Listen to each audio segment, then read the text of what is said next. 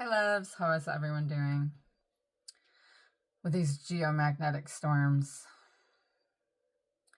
Are you feeling low motivational, tired, groggy, irritable, sick? So I'm not sick, thanks to lemon water. I think that's what's kept my immunity up all year. But my motivation is a bit low. I've been tired all week. Kind of have a hard time getting going, have a hard time getting to bed on time, and getting up early. So I know that can be some of the side effects of the geomagnetic storms. So I just wanted to share that and let you know you're not alone. And you can add in the comment section how you're feeling. That would help to get a better understanding of collective energy. So this is going to be your weekly intuitive energy. And we have from January 20th to January 27th, a lot is going on astrologically. Lots of things happening in the cosmos that is affecting us here. So Tuesday, January 20th, which is today, we've got Saturn in Pisces still, okay, and sextiling Uranus in Taurus. And that's active from February 3rd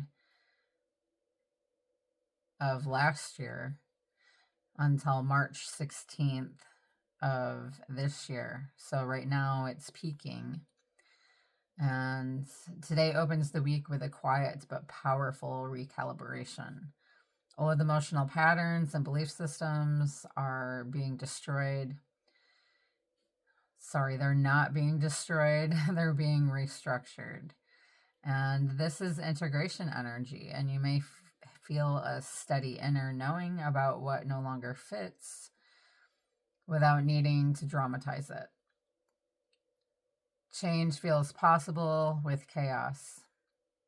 Growth feels sustainable rather than forced. And we have Mars and Capricorn sextiling Saturn and Pisces, which runs from January 12th to January 28th, and today it peaks. This is where action meets wisdom. There is patience in your movement. You're less reactive and more deliberate.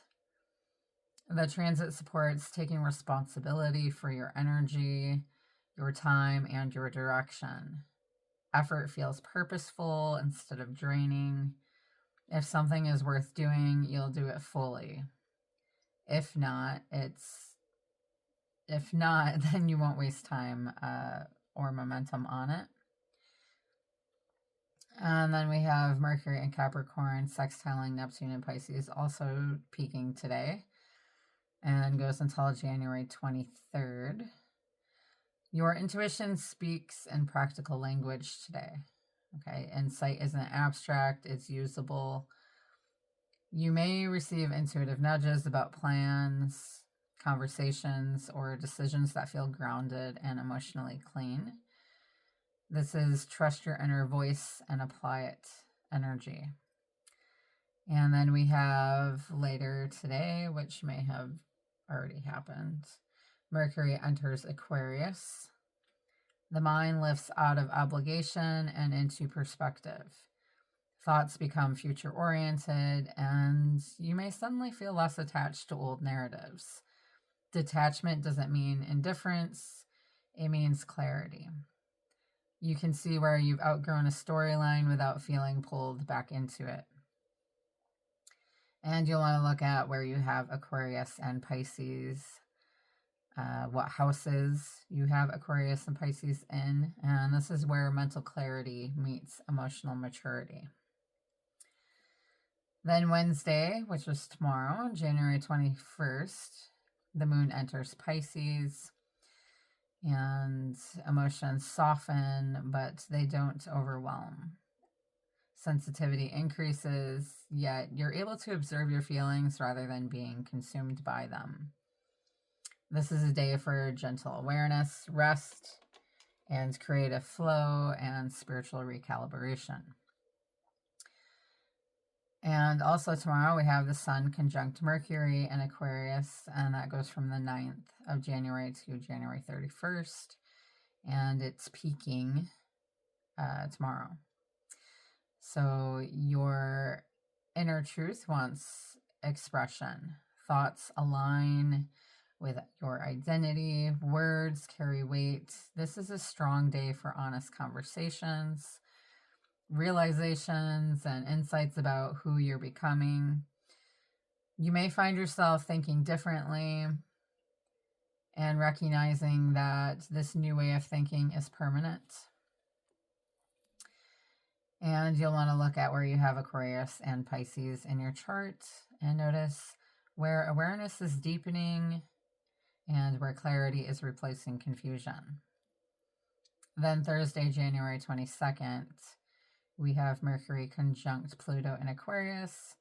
That goes from January 17th to January 26th. And this is a powerful mental reset. Okay, truth surfaces quickly without apology. You may suddenly understand why something had to end, shift, or change. Conversations can feel intense but revealing. Silence can also be transformative. This is awareness that cannot be unseen. There's empowerment in realizing you no longer need to convince, explain, or justify yourself. You'll want to look at where you have Aquarius again in your chart, and this is the area of life that is undergoing deep mental and energetic transformation. Then Friday, January 23rd, Mars sextiles Neptune. That goes from January 15th to January 30th, and it's peaking on Friday the 23rd. Action flows from intuition. You're guided by feeling rather than force. It's a beautiful energy for creative movement, healing work, spiritual practice, or compassionate action. And then we have, and motivation comes from alignment, not pressure. Then we have Mars entering Aquarius. And your drive becomes future focused. You're less interested in personal battles and more interested in collective vision. This energy supports standing for something bigger than your ego. Innovation, truth, and progress. Then we have the Sun conjunct Pluto in Aquarius. And that goes from January 15th to January 30th. It's peaking on January 23rd. So this is deep empowerment with the Sun conjunct Pluto in Aquarius. Identity shifts at your core. You may feel a strong internal, I know who I am now moment. Power is reclaimed quietly.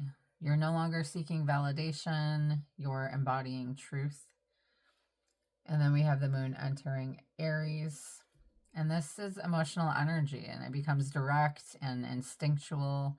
You may feel ready to initiate something you've been sitting with. This is courage without overthinking. You'll want to look where you have Aquarius and Aries in your charts, what house placement. And this is where bold action and identity transformation are unfolding. Sunday, January 25th, we have the first quarter moon in Taurus. And this moon asks for embodiment. What insight will you ground into reality? What choice will you commit to making tangible? This is about stability, self-worth, and honoring what you've built long-term. Small, consistent action, stability, self-worth, and honoring what you're building long-term. I just repeated myself. So small, consistent action matters more than dramatic moves. And you'll want to look at where you have Taurus in your chart. And this shows where commitment to value and sustainability are being tested and strengthened. Then Monday, January 26th, we have Neptune entering Aries. And this is a monumental energy shift. A long chapter of emotional fog, spiritual waiting, and passive surrender begins to close. Intuition becomes action-oriented. Faith becomes courage. The inner question changes from what does this mean to what am I going to do with this awareness? This marks the beginning of a new cycle of inspired leadership, identity evolution, and spiritual courage. You'll want to look at where Aries is in your birth chart, the house placement, and this is where a new long-term spiritual storyline begins. And then Tuesday, January 27th, the moon enters Gemini. The mind becomes curious again. Integration begins. You may want to talk, write, learn, or share what you've realized over the past week.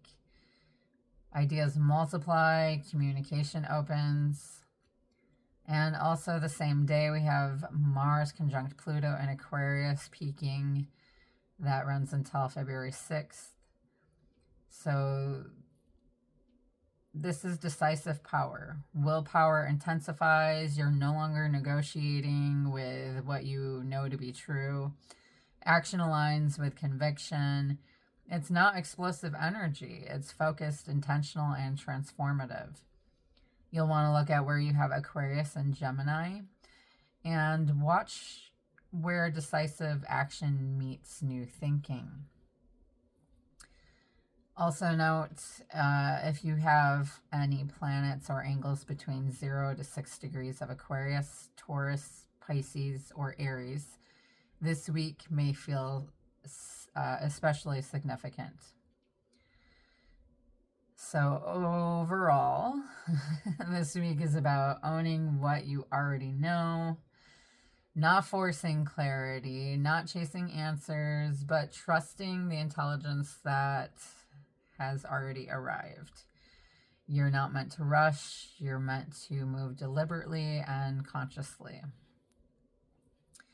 And if you want to understand exactly how these transits are activating in your own chart, I offer personalized astrology and intuitive readings that break down where the transformation is happening for you and what's completing and what's beginning, and how to move forward aligned with your highest timeline.